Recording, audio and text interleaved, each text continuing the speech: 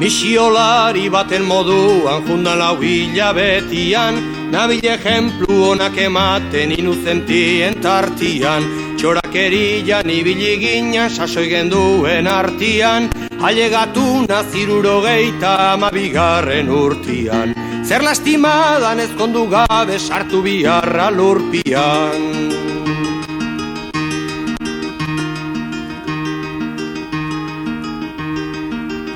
Proporzio bat izan du nuen erdi zartuta gerore, neskatxa batek txirrita bilok esposatuko gerade, ditudan gauzak eta diruak zutzat izango dirade, edo bestela azken finian penetan hilko zerade, guraso zarren mogimentua nola dan ikasi gabe.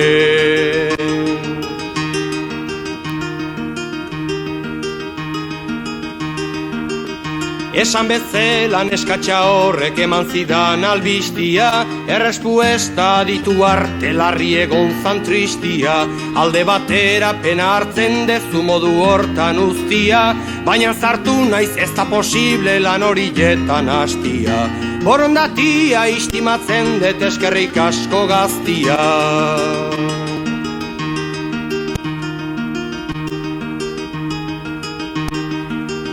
Aiskide batek esan dit neri Donostiako partian, ilalazuan sartu zinuzten ez zabiltza apartian, ezkasoik egin eskatxa horri utzi zaiozu pakian, goizeroan da botilarekin amueneko atian, litro erdi bat patarbi haute amalaben artian.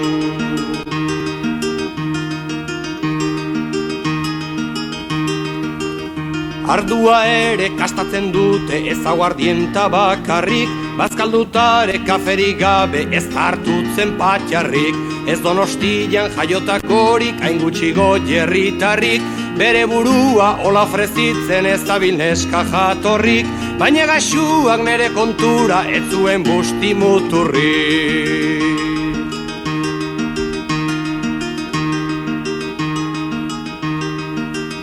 Ezin sinistu izan du nuen eskatxa horren esanik, ta berak ere etzekilen izurruteruan intzanik, alkarren gana bildu bagina etzan gurekin gauzonik, jende gehiegik jakin ez dezan ez dut esango izenik, oraindik ere soltera dago ez zuen hartu gizonik.